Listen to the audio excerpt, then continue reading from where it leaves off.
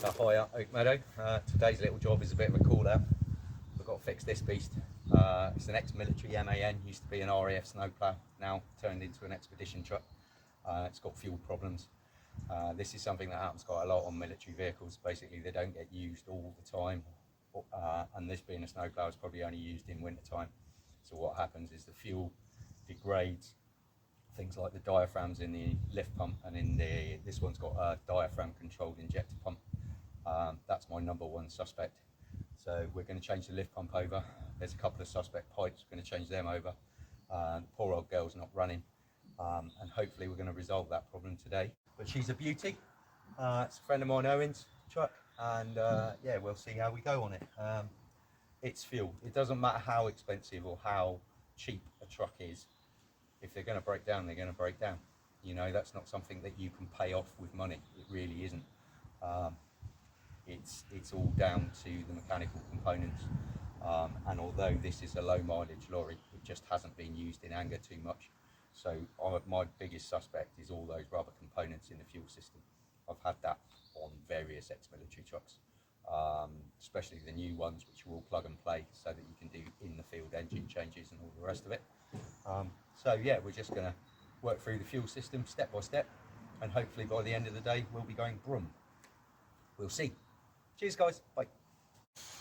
Okay guys, I don't know how well set up that is. This is stage one, so this is the mechanical fuel pump.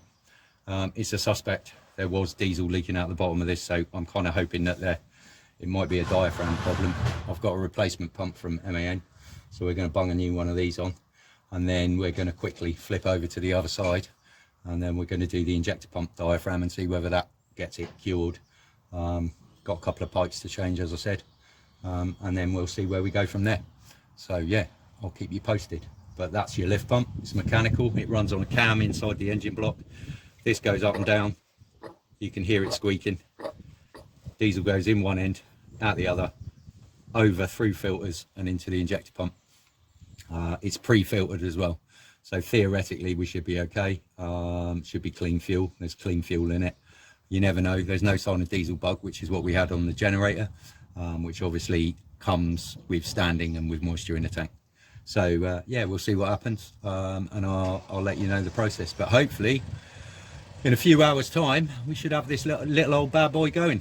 Cheers guys. All right, so as you can see, we put a new lift pump in. That's here. It's an absolute ball ache to get to because it's behind all the turbo, so we had to pull some pipes off, but it's in there now. So the next job is the fuel control diaphragm, which is on the other side. As soon as Owen's out of the way, say hi Owen.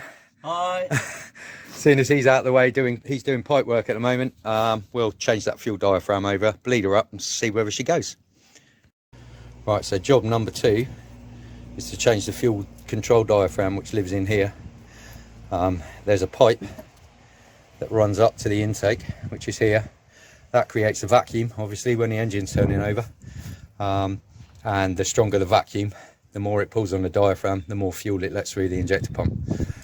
So, being that the diaphragm's made of rubber, the chances are that it could be damaged, it could have got brittle, it could have a crack in it. We're going to have an investigate. We've got a replacement part. So that's the next stage. And have a look, because these guys have gone through all the pipe work and everything. And apparently everything's working. Okay, fuel cutout solenoid I might test. But we'll get in here and have a look in here first. So here we go, I'll let you know. Oh, there we go. Thundering along quite nicely. That's the diaphragm. And we've taken it out. This is the old one. It looks to be in good condition, but compared to the other one, this one's permanently folded over. The other one had loads more give in it. This rubber is a bit soft, a bit shit. The other's loads stiffer. But yeah, she barked up straight away and started running, and considering she was having none of it not that long ago, I'm going to say that she's kind of fixed. So there we go, lift pump, new diaphragm, and then methodically going through the whole fuel system and making sure it's all good. And she's chuntering away now, so yeah, happy days. And this this happens to all motors. Yeah, it doesn't matter how expensive the motor is. If the components are fucked, then it's not going to work. It's a hell of an overlander, this one. I really like the brush guards on the front of it as well. They're just awesome. Push them trees out of the way, innit?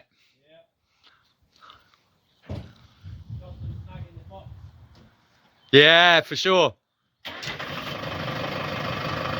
There she goes, straight away when she weren't running at all.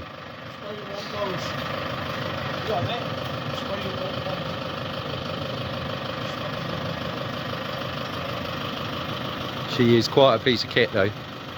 And this is all been custom built by us lot, basically.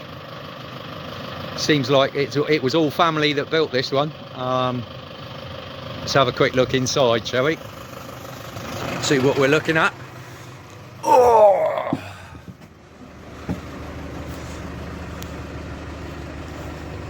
So it's the bare bones, basically. Obviously, it needs turning into a home. It's got all the bits. No, I'm going to go and film it from the outside, definitely. So here we go. This is its party trick, which is quite impressive, to be fair. Here we go.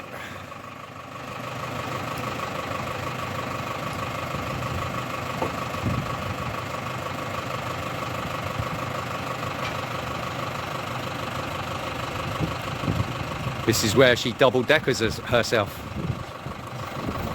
It's a really cunning plan as well, so that all the windows are inside the drop-down roof, which just gives you massive security when you're doing overland trips. Because what you don't want is people breaking through your windows and going in into your wagon. Which, unfortunately, I must say, Barcelona's got a bit of a reputation for people doing that. I know a few people that have woken up in their trucks with people in their trucks rummaging through trying to nick their passports, and this makes it so much more secure, and also gives you that massive double deck space.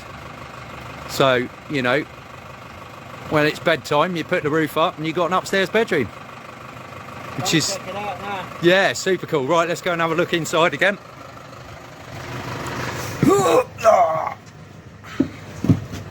Sit up here, you get an idea, because you can see straight down into the galley, hop into the master bedroom, and you've got big high ceilings. So that's your master bedroom up there, and then a step down into your galley down here. You're totally right, it's like a boat. It's really cool. And because of this open space, it gives it, again, a massive feeling space as you look through it and down. Yeah, massively. It doesn't block you off. Oh, it's a hell of a bit of a kit, dude. But you really think that nice. it's only about the same size as a Sprinter van. Yeah. It's fucking clever living space. Yeah, well, that's bang for your buck, that is, without a doubt. I just love this integral staircase. That's really clever. Yeah, really cool. You've done a really good job here, boys. Well done. Fucking awesome. Ready for its next owner to finish the journey. Yeah. And off to do the fun bit. Yeah. Off through the jungles or the deserts. Yeah, really cool. Nice one. I'm just glad she's purring like a kitten again. Same as that one. You wouldn't believe. So the news is this is a test drive. So we managed to get her running sweet yesterday by changing the injector pump diaphragm. But the minute we tried to take it on a test drive, she conked out straight away. The minute you come off the gas, she'd conk out.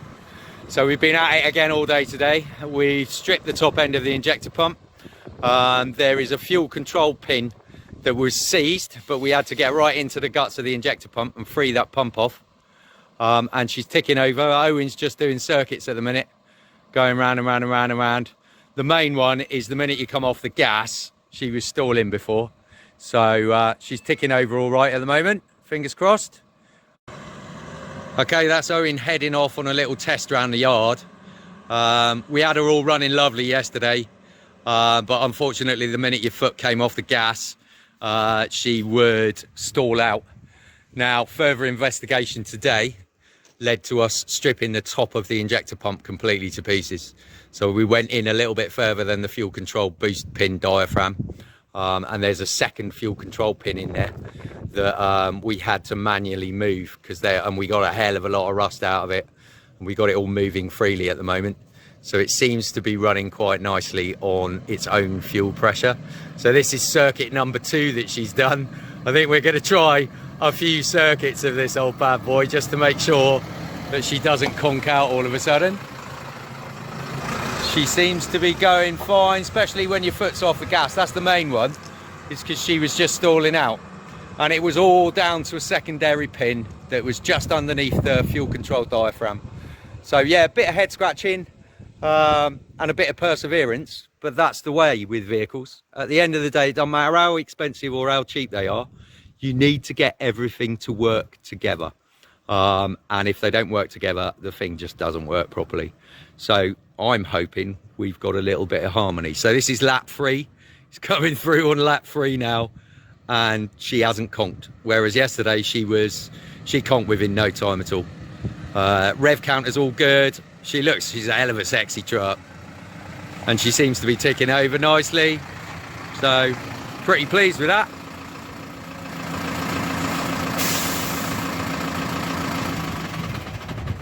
Right, here we go. This is the start up. See whether it happens again. Brum!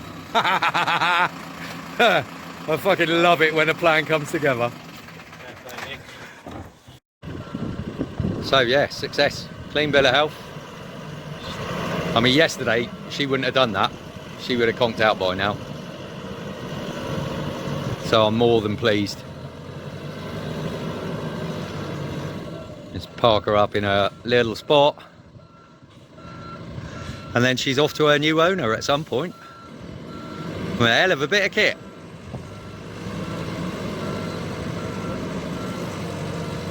Army trucks though, gotta love them. You know, they're great, they're really low mileage, but unfortunately, you know, because they're low mileage, they have these inherent problems. And yeah, you just got to work through them systematically, same as anything. So fucking clean bill of health, lovely.